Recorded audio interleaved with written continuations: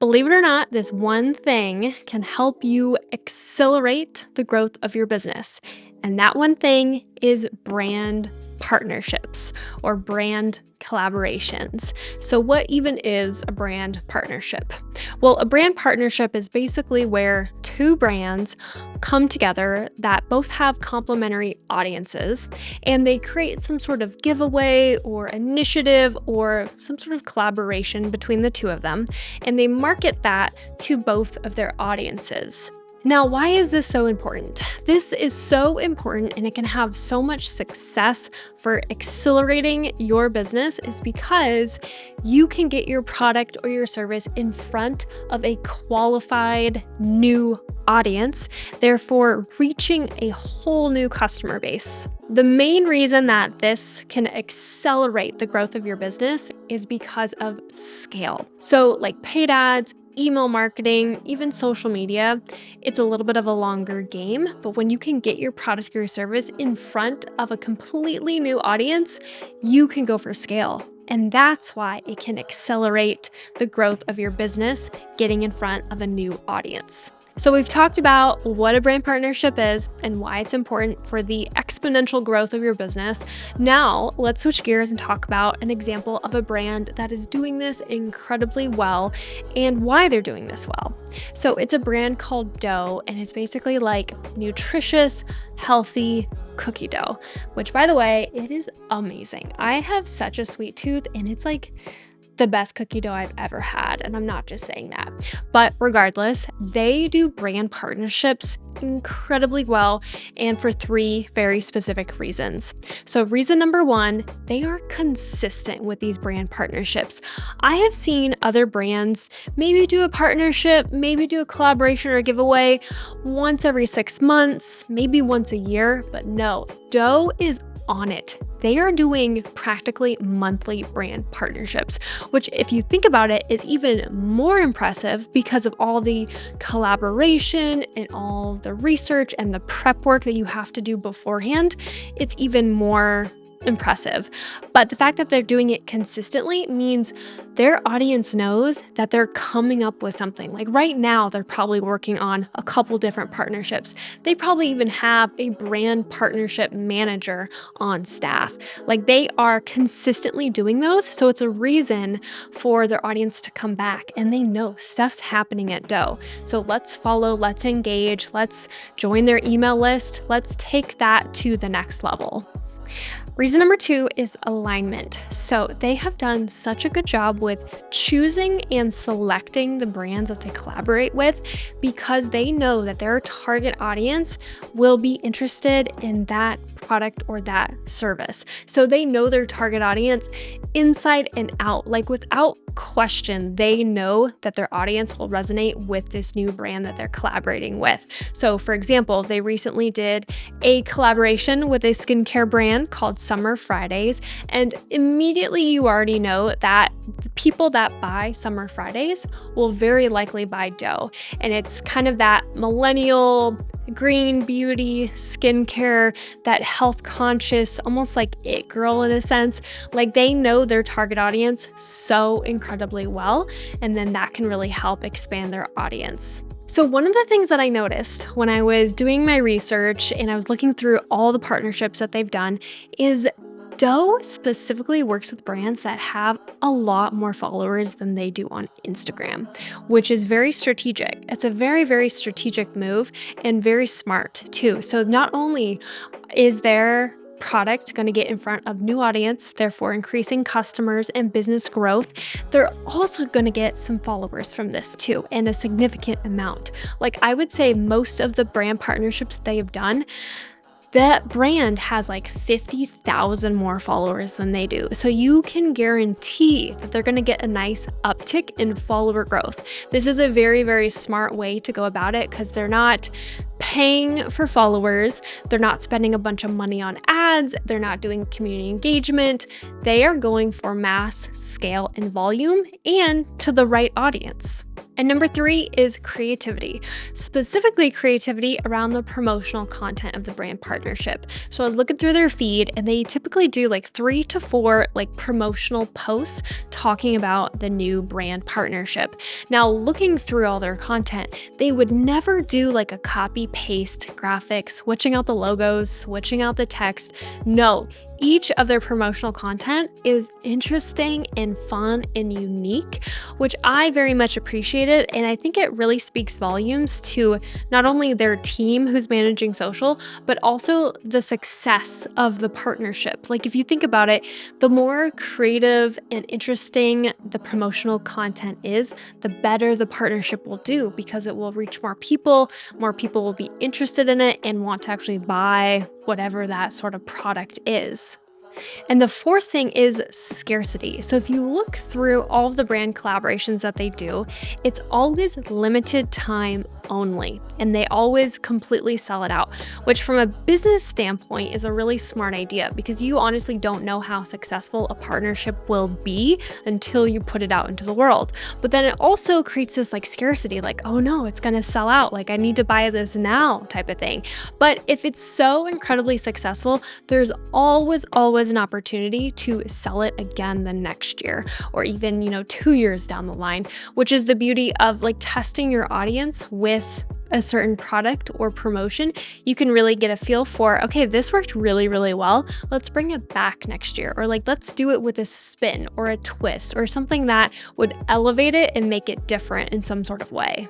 So now we've talked about Dough and why they are so incredibly successful at doing these brand collaborations. Let's talk about how your brand can start to identify potentially successful collaborations. So I think the first place to start is identifying your audience, which you probably already know at some point. It's like, this is my target audience. These are their pain points. These are the things they like. These are the things they dislike. Here's what gets them up in the morning. Here's what they're putting on their Christmas list. Like really getting into the mind of your target audience. And then you can start to brainstorm. Okay, this type of person would typically like X, Y, and Z. Now let's go find other brands that are aligned with this and at least open up some conversations and to see if that potential brand is going to be interested in the collaboration or partnership. Now, it goes without saying, but any sort of collaboration or partnership, it has to be even for both parties. So you need to find brands that either at the same income level that you are, same like revenue numbers, same follower numbers, or relatively similar. So it's a beneficial partnership for both sides. So one of our clients is in the sustainable beauty space and we were lining up some partnerships for them. And I remember somebody reached out and they had an account of probably like 800 followers. And my client's account has like 130,000 Instagram followers. And so just right off the bat with that, it's like there is so much disparity between those two numbers. Like how can my client benefit from that? And I don't mean to say that in like a rude way or anything like that, but realistically, like if someone has 800 followers versus 128,000 Instagram followers, where's the benefit gonna be? So you need to look at it kind of objectively and figure out, okay, if this brand collaboration lines up, what can we expect in terms of growth, in terms of tracking to know that it was a successful partnership? The next thing that I would do is put together a long list of potential brands that you would want to partner with. It doesn't actually have to be that elaborate. So with Dough, they actually do these like joint collaborations where they are changing the labels and the formulas on their cookie dough for these brands and for these partnerships, which I'm sure there is a ton of research into that, and they have probably an extra amount of money that they contribute to these brand partnerships because they've seen so much success. So you can definitely scale it back and even do like a joint giveaway or like a joint promo code or something that is much smaller. And then you can do that and then see what kind of success comes from the partnership. And then you can up the ante. And then you could think about maybe doing some sort of like joint product together like Dough does. So one of my clients actually wanted to test out the potential success of a partnership, and they did like a 20% off like Mother's Day discount code for their email list and then the collaborating brands email list. And so it was a great way to test the waters a little bit to see if there was like some traction and to see if the audiences were aligned. And it turned out like they had a lot of success with that discount code, which really helped inform the decision to take the brand partnership a step further and then did some like branding and some logo design.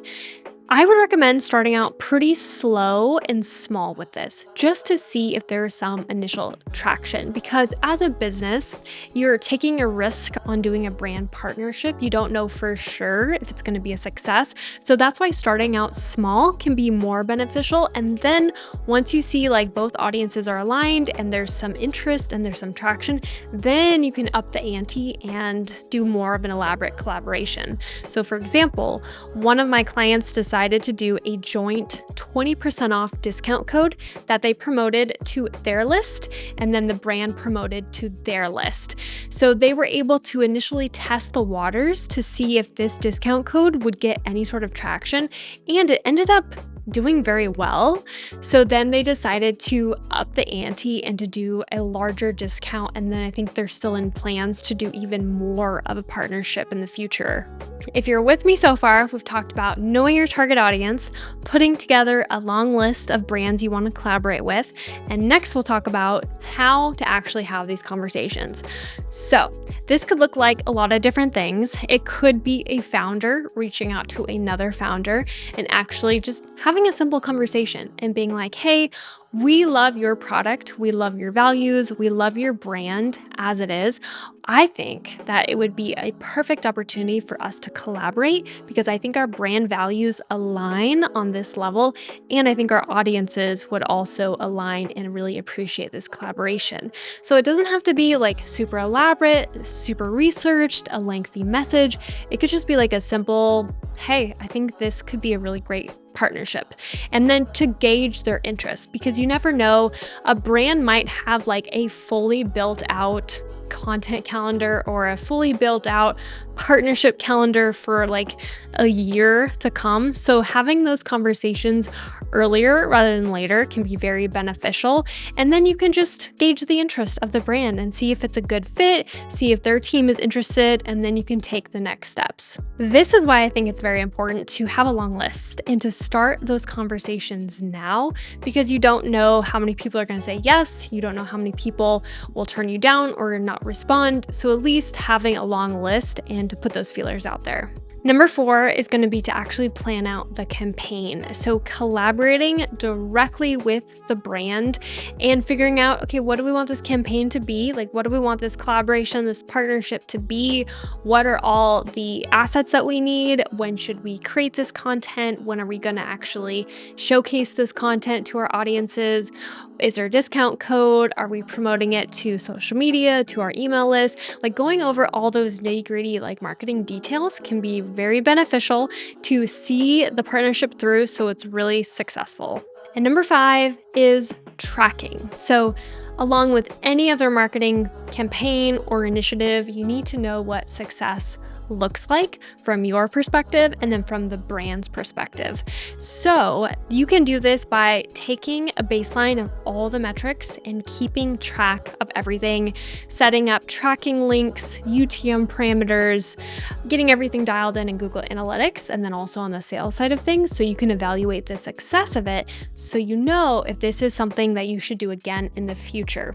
So when we worked with another brand, we basically took a baseline of all the possible metrics that we could think of. So we did follower count, we did engagement rate, reach, impressions, email list subscribers, website traffic. Like we took all the metrics that we thought would be impacted by this partnership. We just put it in a shared Google sheet so we could see on our end, okay, this did very well. And we could also see on their end how it performed with their audience. So then we could evaluate if this was something we wanted to do in the future. So I imagine with Doe, they probably already have these metrics dialed in, and they could probably tell you off the top of their head what has been the most successful brand collaboration. So that's the dream scenario to be in, is that you come to a new collaboration and you say, okay, we usually anticipate X amount of growth, X amount of traffic, X amount of reach or impressions from typical brand partnerships. Let's aim for that on this next one. So you can really identify what is successful, what is not successful, and then what can you tweak and change for the next brand collaboration. That's it for today's episode. So we talked about brand partnerships, why they're important for business growth, an example of a brand that's killing the brand partnership game, and things that you can do to set up your own brand partnerships. Hope you guys like that. Let me know if you have any questions, and I'll see you in the next episode.